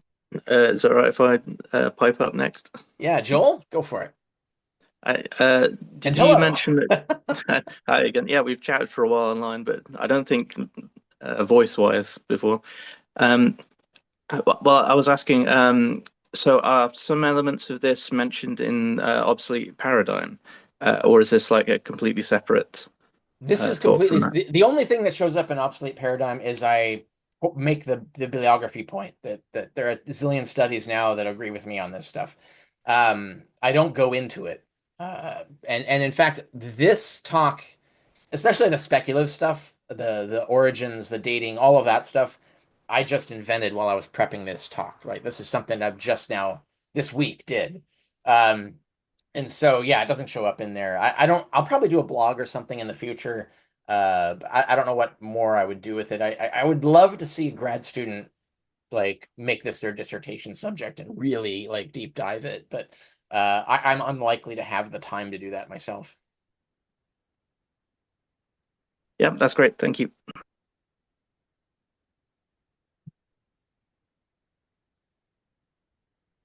Anyone else? Oh, Ali, yeah, get back in, unmute yourself, and unless, yeah, Yeah, Ali here. Can you hear me? I can. You've got some background noise. Yeah. Thank you, Dr. Carey. I just wanted to ask about Jonah. Oh, yeah, You've got the 3 days and 3 nights motif, but you yeah. haven't got a dying and rising thing going on there. And the Son of Man, if that's Jesus, compares himself to Jonah. So I'm just wondering Yeah, what's going on there. so Thank you. as far as the Christian thing, I do think that's just a sort of coded allusion to the dying and rising model. Um, but let's talk about the Jonah myth.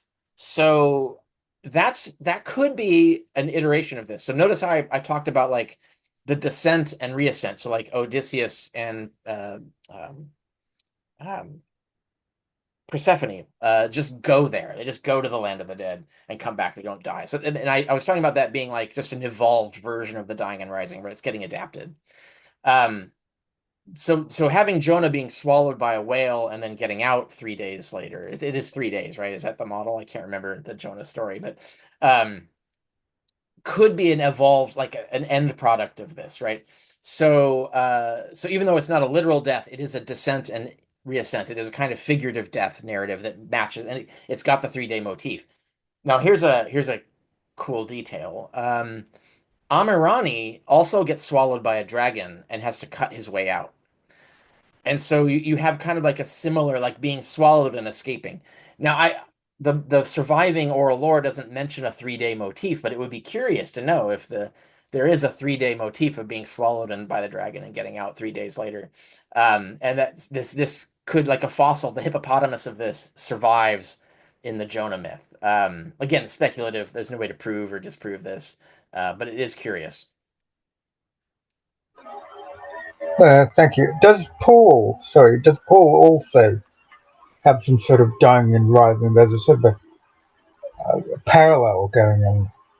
Well, Um, he's certainly preaching a dying and rising God, Jesus, demigod, is put it. I mean, He doesn't reference any other versions of the myth.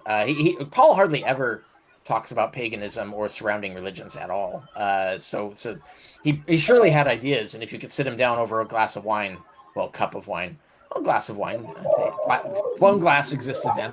Um, he probably would have had thoughts about it, but he did nothing that he wrote touched on that subject, so we don't know what his thoughts are on the no, I surrounding. mean he himself went some sort of near death experience, and Oh, he, oh, well, do you know that what yeah. I'm talking about? I assume you're talking about the Damascus basket story. I don't know. Paul himself doesn't frame it that way, so I don't think we could build a story of that.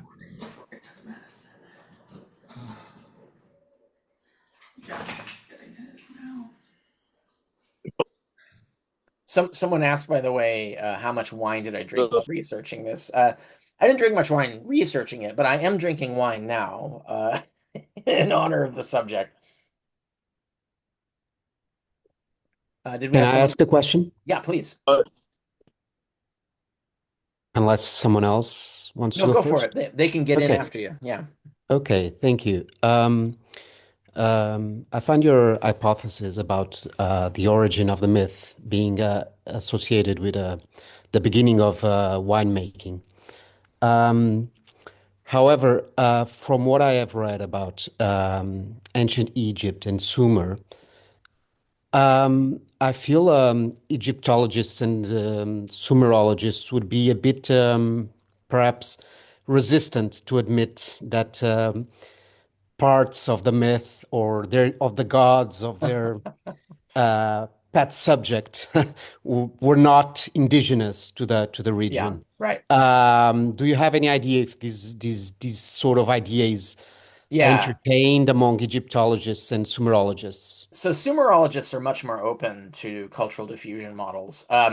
Part of the problem is that you have Egyptian nationalism as a thing. Sumer doesn't exist anymore, so there's no Sumerian nationalism to get in the way of this. But Egyptian nationalism now is, they have to be sui generis. They have to be the amazing cradle of civilization. They can't possibly have borrowed anything from anyone. Everyone stole everything from them, right? Like that's the idea. And that's more of a political ideology, and I do think it infects a lot of Egyptologists.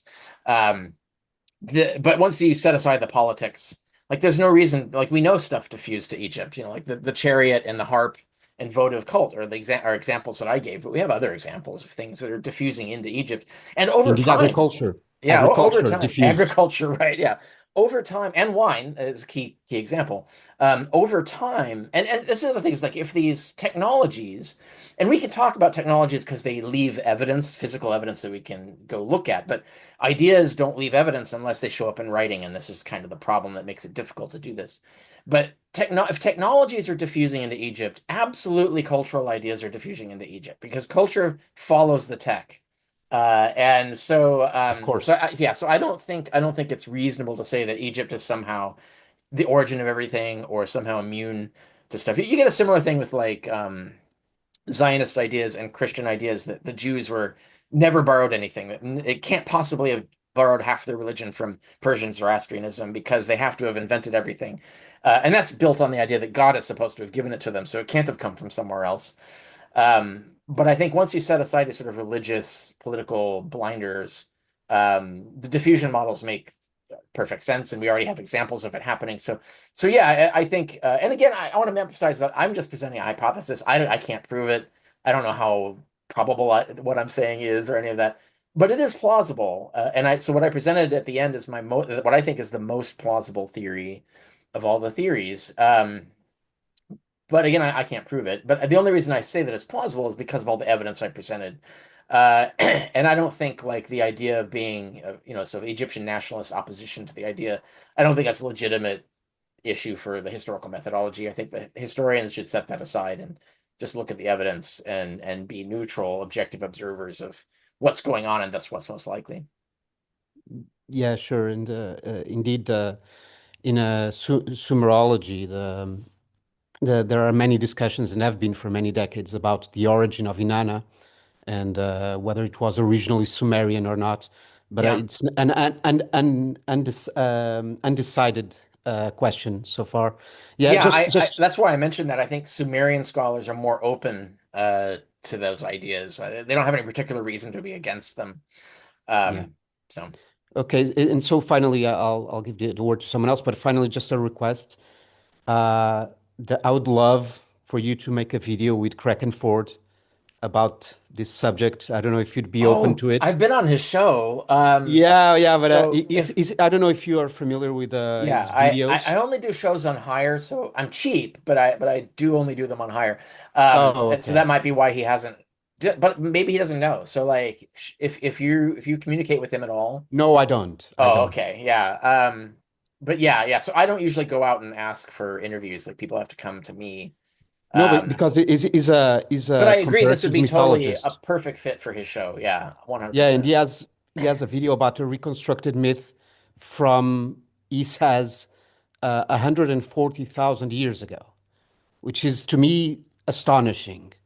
Of course, it's highly speculative, but if you can reconstruct a myth to 140,000 years ago, maybe 8,000 years ago is Yeah, not impossible. I don't know about I don't know about that. To the one example that I'm familiar with is there's a book called In Quest of the Shaman, the best damn book ever done about prehistoric religion that I've ever read.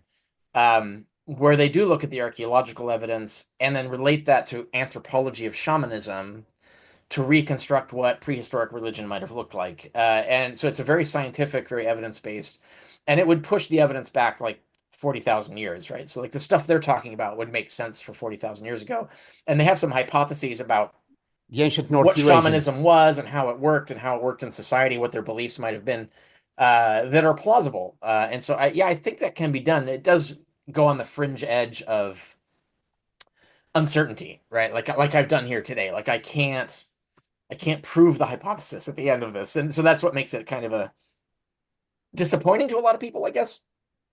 But in terms of like coming up with plausible scenarios that are worth considering, I've seen that done in peer-reviewed scholarship before. So yeah, I don't know if you can pull it. 140,000 years is that's I don't know what evidence you're going on to date it, but anyway, yeah, Okay, thank you very much. you bet. Faith, there was, I can be heard on this. There was an earlier comment about as the death in Noah's. Your audio is garbling, so it's that hard to is hear. okay. Well, remember the Moat Ball was killed by Moat by falling into Moat's jaws. He was swallowed up by Moat to kind of extend that earlier Yeah, comment yeah. on from I had another. I had trouble finding early enough evidence of that. But I didn't exhaustively check. So yeah, I mean that's an example of something to look into. But it's an example of how this there seems to be this cluster of mythemes that are traveling together and evolving, into, dolphins and hippopotamuses. And so that's absolutely the sort of thing to look into, that would fit into what I'm doing here. Yeah, it could um, uh, it could be related to that. Anyway, Yeah. I'll let someone else know.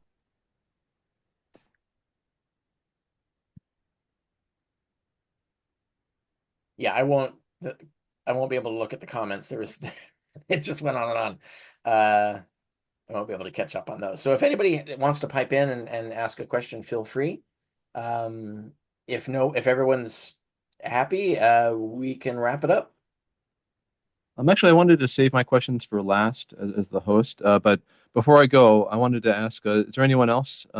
Same question, basically. Does anyone else have any other questions they'd Yeah. like to ask Dr. Carrier first? Okay. So thanks for the great talk. I had a bunch of like a few questions. So one item, your focus on agriculture in your talk. I was wondering if you came across any evidence kind of counter to that, specifically any evidence of resurrecting gods in hunting and gathering societies. Uh, no. Now, to be fair, I didn't look at like 20th century evidence, right? So, if anthropologists are going in and talking to the bush people of Africa or the Yanomamo in South America and have come back with stories, I don't know what they are because I didn't look into that because I don't know that we can show that those are pre-Christian. Because once Christianity gets in, it messes everything up. We have that problem with Mesopotamia. So like there's stories of possible resurrections, but they come from Christian versions by Christian monks.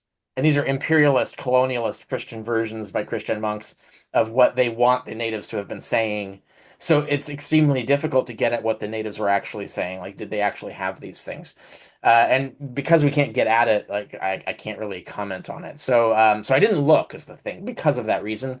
I don't know if anybody wants to in some future time, like, see, is there a global, you know, uh, tribal version of this that we see showing up in hunter-gatherer societies?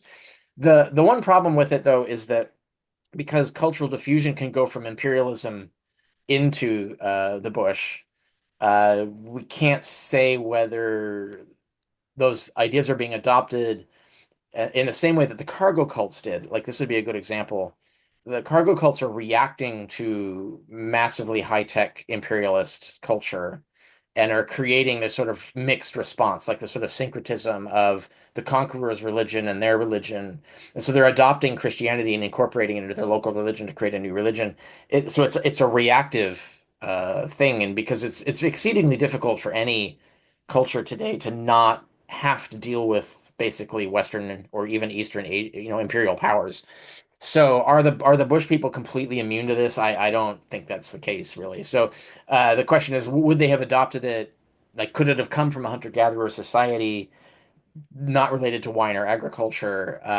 I don't think that can be answered, even if we found examples in current bush cultures, because their reasons for adopting these kinds of things might have nothing to do with their local situation. It might have more to do with the fact that they're trying to survive surrounded by imperialist powers that promote this kind of stuff. So no, and so anyway, and so when I looked at the ancient evidence, I didn't see anything. The only thing that like came anywhere close to that was that the surviving early 20th century Amirani myth from Georgia is absolutely 100% entirely soaked in hunting culture.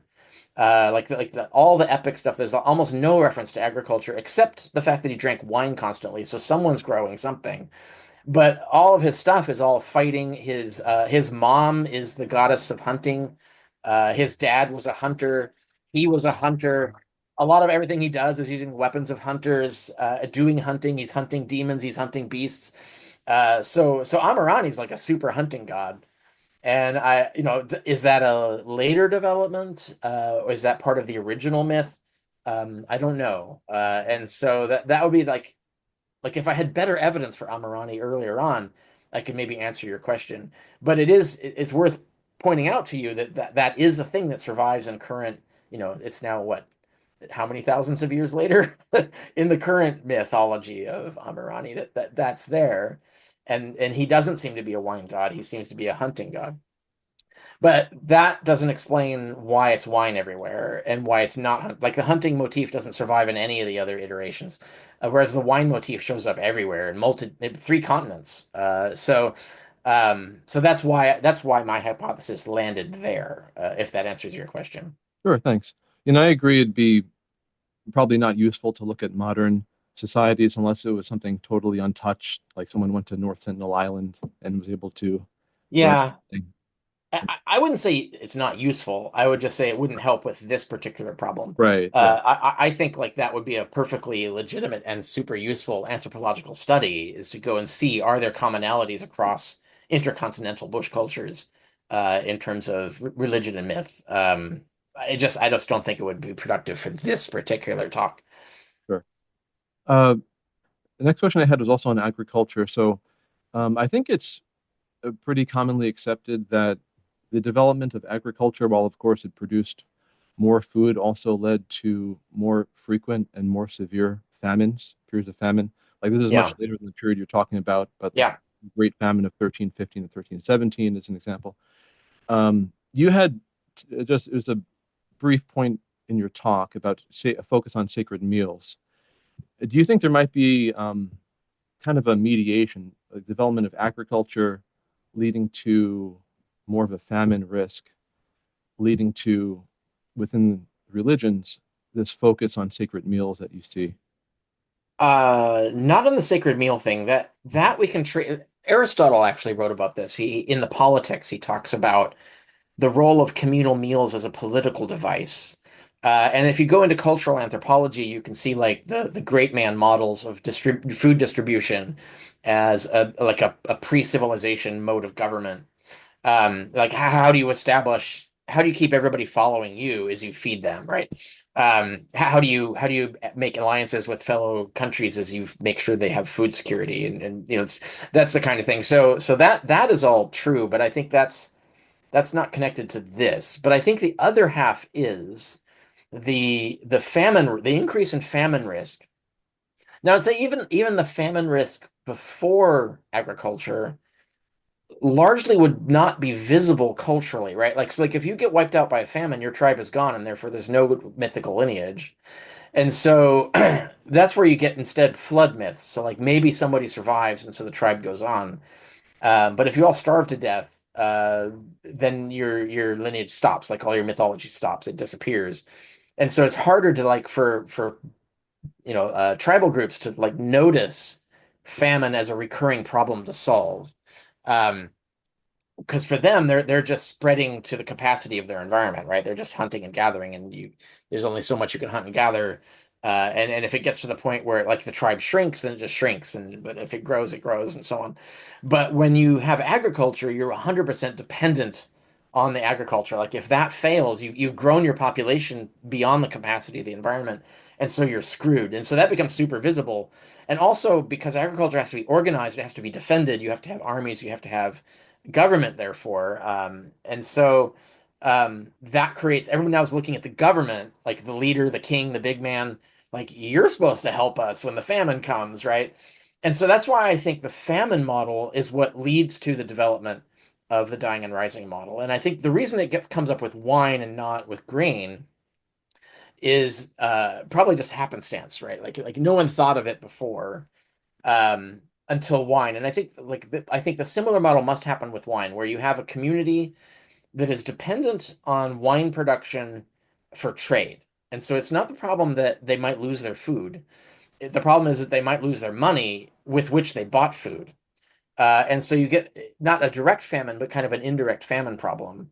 And so if you're going to go into this risky business where you're not even growing your own food, So that you see the risk, right? Like I said, we're going to buy wine just to sell it for food. Because like, dude, that's like throwing all your money in the stock market. Like it's dangerous as hell. And so I think that that created a much more firm sense of danger that you had to create, basically mollify people with this idea of the dying and rising God myth. Say, oh, don't worry, like here's the superhero story, explains why the wine will always come back. It'll be fine. Don't worry about it. It'll die in winter. It'll come back in spring, etc., and it'll keep going. We'll be good. That's my hypothesis, for example. I think that would be a plausible model for it. And that would at least be the explanation of why it started with wine and not with grain, because it seems to be following wine's manufacturer, not grain. Now, here's an alternative. It did start with grain in Georgia, got transferred to wine, and then it was only the wine model that diffused. So only when wine diffused to other cultures, then the dying and rising mytheme diffused with it. The only argument against that is that the grain element seems to have been lost pretty quickly. Like you see it some places, but not as frequently as the wine element. But that's not a refutation. So I don't know. Like it's possible. Thanks. Um, and so you also touched on when you went through a number of the other examples of dying and rising gods, the significance of 3 days. I was just curious about this because I don't know if you have any thoughts as to like just some examples. Of course, you have the Trinity in Christianity, Buddhism, three jewels, three poisons, three marks of existence. Yeah. Chinese, heaven, earth, human, Norse and Greek triads, and so on and so forth. Like there are Yeah. so many examples. I just looked up quickly of the Yeah. number three repeating, particularly within religion. Uh, Yeah. I'm not even sure if you um, have seen anything there or have any thoughts about that. It seems to be, I don't know if there's maybe some psychological basis uh, behind that might why you keep Yeah, saying I it over and over. I am aware. I haven't researched it. But I'm aware of psychological studies of this, that there actually does seem to be psychological evidence of the rule of three. Like it's everywhere. And like even a lawyer will tell you, probably because they were taught it, that the rule of three is the best way to make an argument. If you give four arguments or four pieces of evidence, the jury glazes over and gets confused. If you give two, it's not enough. Like, well, it could just be a fluke. Two is not enough. But three is a sweet spot. It's more than two, so it's enough to show that there's a pattern or trend or whatever. So it has a psychological effect. But it's not so much that you start to get disinterested, right? Like, oh, now we're just listening to long lists of things. So rule of three seems to hit the sweet spot in terms of what humans psychologically react best to, such that you can make an argument more persuasive if you only give three arguments than four. Persuasive meaning then more people will be convinced by the argument.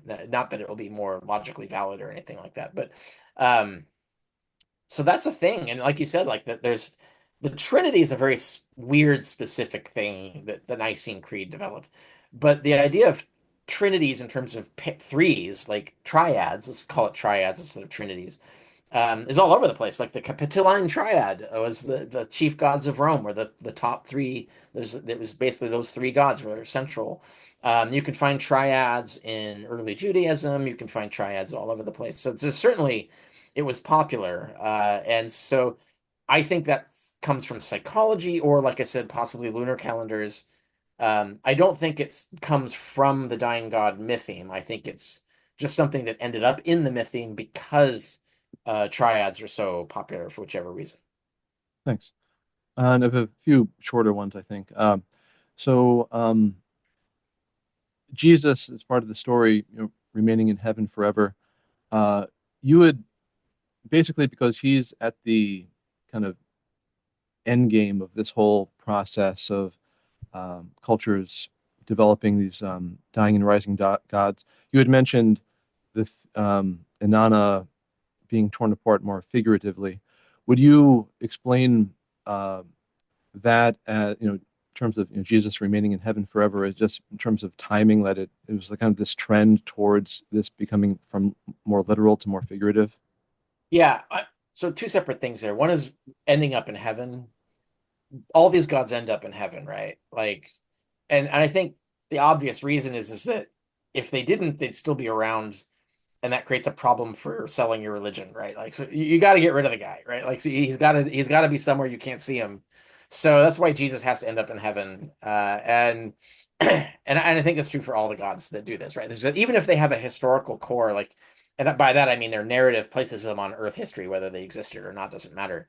Um, they still have to, after resurrection, they have to end up in heaven somewhere, and that's why it's just true for all of them, basically. The exceptions are those mortals I mentioned who get resurrected, but then live a normal life and die like a normal person, because they're not part of this motif, right? Like, you can explain why they're not around because they died the second time, right? Like, they died and stayed dead, or went to heaven or whatever. But that's I think that's more of just a like an obvious thing that you have to do in any cult, is stick your guy in heaven. He's got to be in a nice place, and he's got to be somewhere no one can go talk to him, and that's basically what you have to do.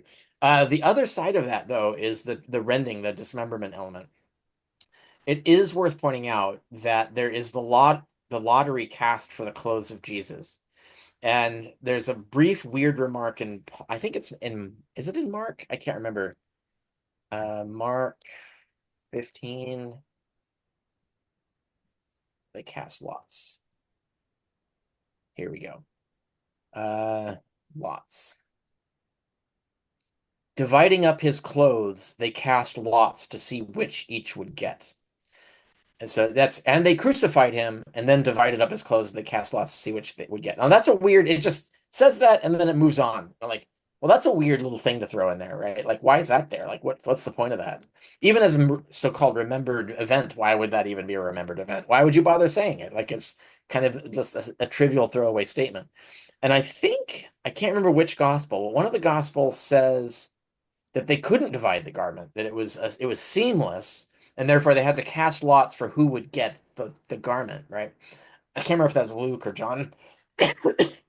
But in Mark, the first one, it's they're dividing up his clothes. Well, is that an Easter egg? Like, is that a drop to mention?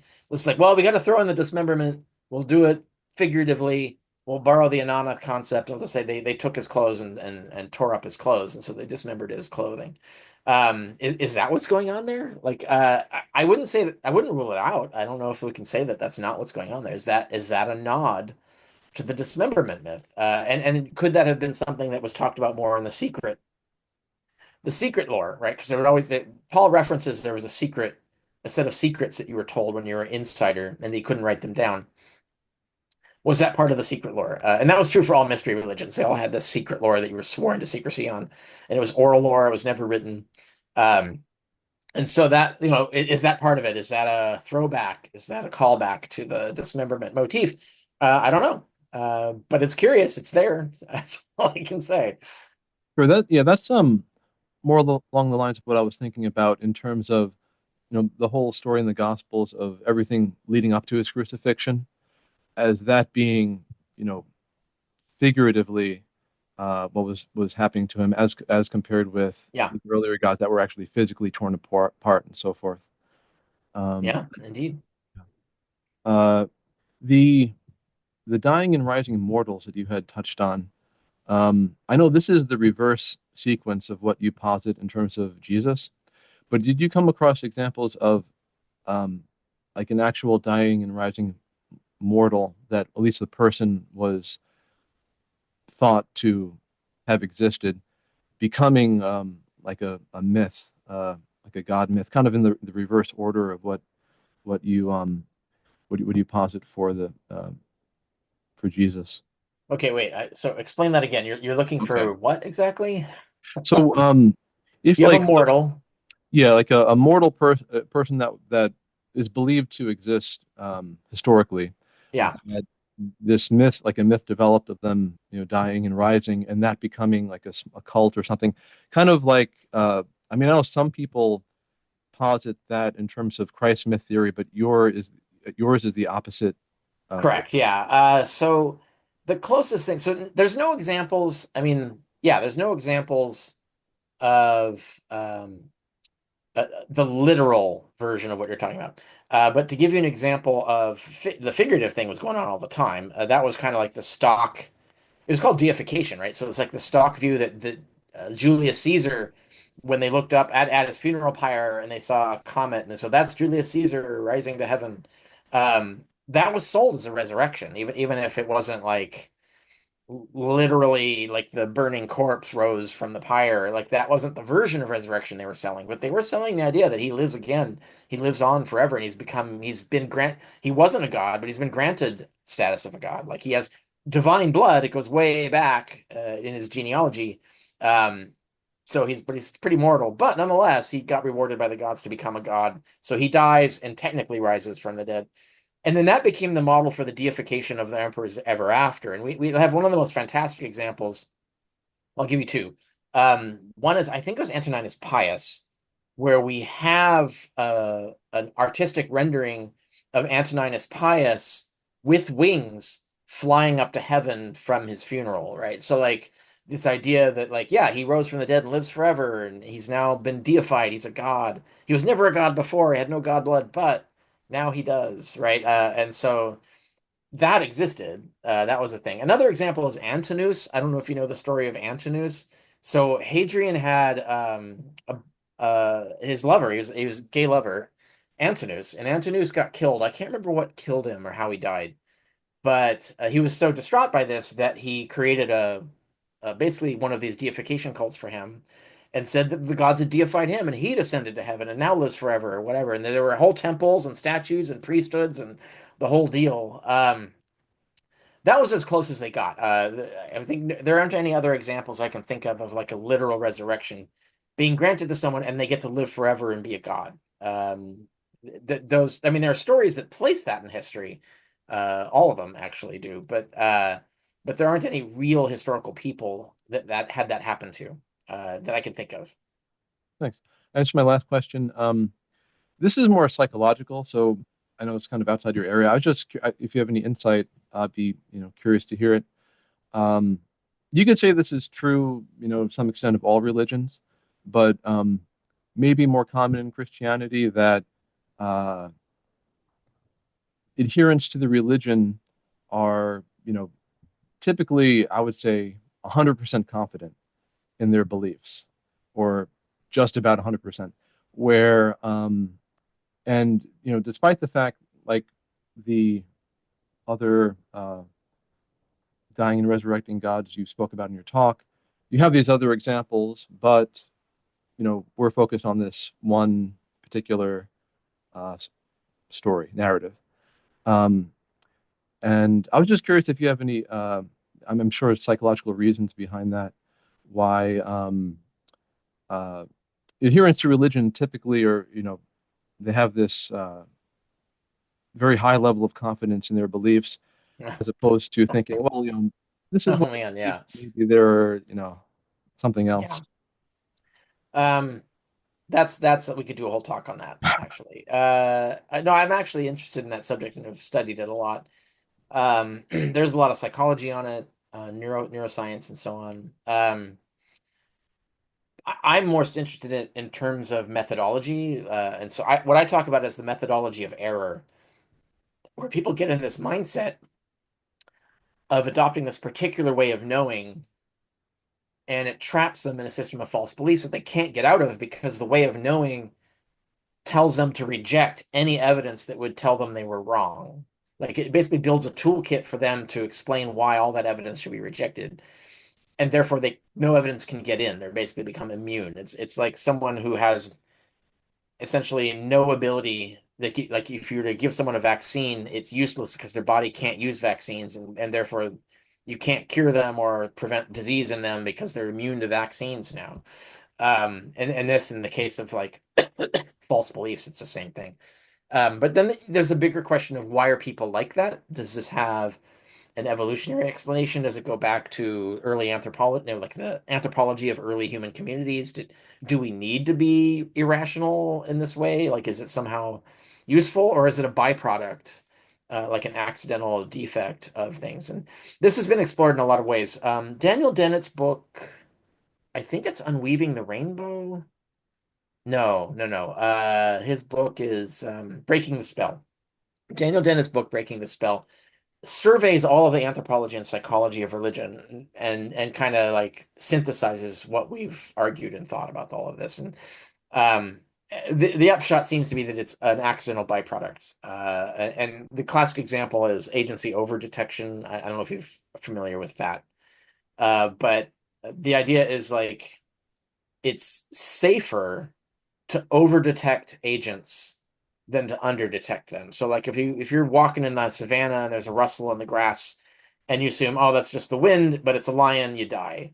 Um, but if you assume that it's an agent, that there's a lion there, you always check, well, then and it's just the wind, the cost is lower. So the cost of over detecting agency is lower than the cost of under detecting agency. And that's just basic heuristics for surviving an environment, right? If you're not intelligently designing the thinker, then natural selection is going to filter you in that direction because that's just where the survival is. Now, the accidental byproduct of this is that now you think everything has an agent. There's a spirit, tree spirit who caused the branch to fall on you, and then fuck that guy. Or the rain is because of God got angry because your wife didn't follow your instructions or something, right? Like the it leads to this all these catastrophic false beliefs. And it's like as we became more sophisticated, those false beliefs became more lethal, but are still not as lethal as under-detecting agency. So it's just one example of like there's like 100 of these sort of cognitive defects in our brain that are useful but have all these byproducts. And religion is kind of like the detritus of the byproduct of these things. And it's just because of the way the brain is designed, because it's badly designed for rational thought. And it can be really difficult to overcome this. Like it requires training, education, tools, and a belief, a desire to overcome it. Like you have to actually believe that this is a problem, and that you have to actually want to overcome it. And it can be very, if you've adopted an ideology that denies that you can ever be irrational or that this is a problem, then you will be completely immune to any attempt to give you a software patch that corrects for all these bugs. And I think that's the main problem. And everybody says this comes down to education. If the education is shitty, then so will everybody's thought will be shitty. And that's basically, I think, what happens. And that also explains the correlation of more education leads to less religion. Um, but the bigger correlation is the lack of need of religion. So socialist societies become less religious because people are less screwed. And so, and gets to Vice did a book as VYSE on superstition about this idea of the cognitive biases. People resort to superstitions the more the world is uncontrolled by them. The more that they can't predict if they're going to get a meal tomorrow or win this baseball game or whatever, the more prone they are to believing superstitions, because superstitions are kind of like comforting way to try and regain control of the world.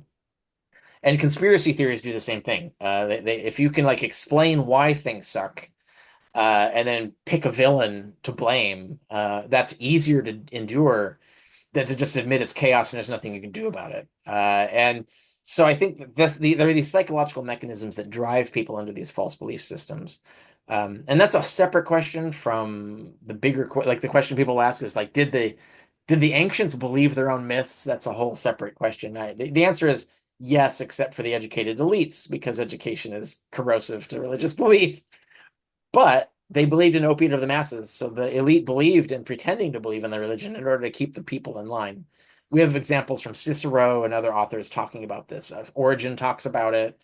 And Plutarch wrote a whole treatise on it. Like so even they were aware of what I'm talking about. I don't know if that answers your question, but Oh yeah, absolutely. It's a lot of material to look into too, to learn more about it.